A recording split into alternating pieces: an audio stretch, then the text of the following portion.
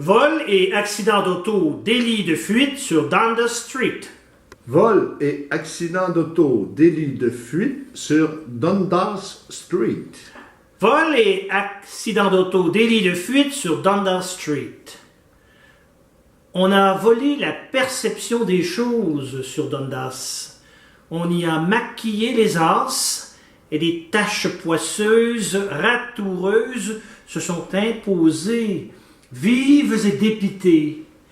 Il y a eu un gros accident du référent sur Toronto. Des rails de tramway esquissés, en convergence et comme en trop, on narguait nos configurations usuelles. On a alors voulu restaurer l'ordre, mais les pochades de couleurs ont résisté, dégouliné, fait fuite en délicat délire, délit de flaques fruitées, les teintes pochées se sont unies en horde et l'accident d'auto s'est autonomisé. Dundas Street en est resté anglicane baba. La crise de la figuration, eh bien, coulis, souci, c'est aussi ça. Alors, Claude Bolduc, on a ici un tableau remarquable qui a un ensemble de particularités extrêmement intéressantes. D'abord, ce qui n'est pas si fréquent dans votre travail, il s'agit d'un paysage. Oui, paysage urbain, mais paysage quand même.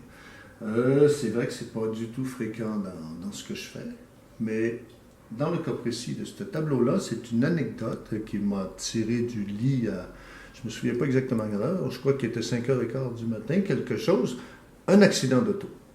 Alors, on était à Toronto, moi et mon épouse, et le bruit nous a tiré du lit, et c'est ce qui m'a inspiré quelques heures plus tard le tableau. Voilà pourquoi c'est un paysage urbain. Et comme très souvent dans votre travail, même lorsqu'il y a landscape, le paysage urbain, il est habité Oui. de persos qui ont des choses à faire. Oui, évidemment, parce que c'est l'anecdote qui m'a donné le goût de faire le tableau et non le paysage urbain.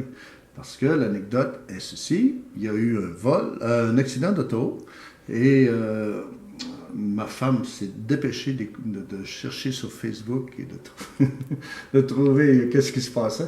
Puis on a presque immédiatement su qu'il y avait un délit de fuite. C'est quelqu'un qui avait volé une voiture, qui se sauvait avec la voiture et qui a eu un accident. Puis ensuite, il est sorti de sa voiture, on le voit ici, il se sauve.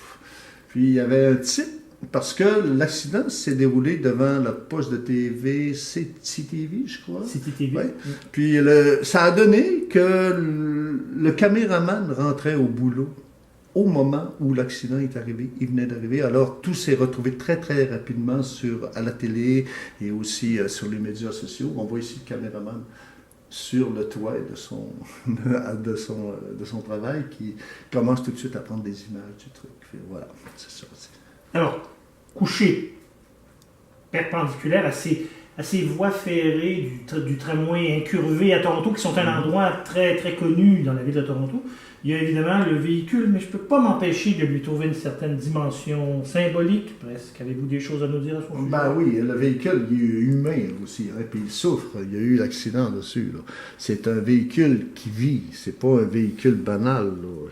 Je vais me permettre de mettre mes lunettes pour mieux voir puis me rappeler. Bon, voilà, il y a la bouche ouverte ici, vous voyez, là, il y a comme une bête finalement. La roue, et elle devient un peu comme son œil. Puis là, ici, il y a le coffre de la voiture qui remonte. Pas le coffre, le capot plutôt. Puis ça fait comme une gueule ouverte avec les dents qui est ici. Bon, voilà. C'est une voiture qui souffre.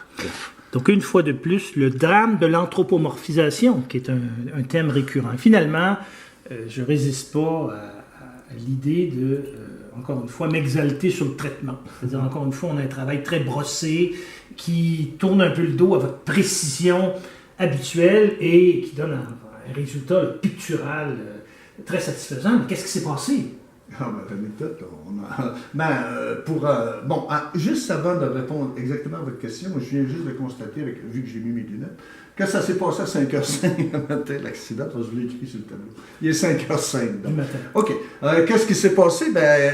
En fait, On était à Toronto, puis j'avais oublié mes pinceaux.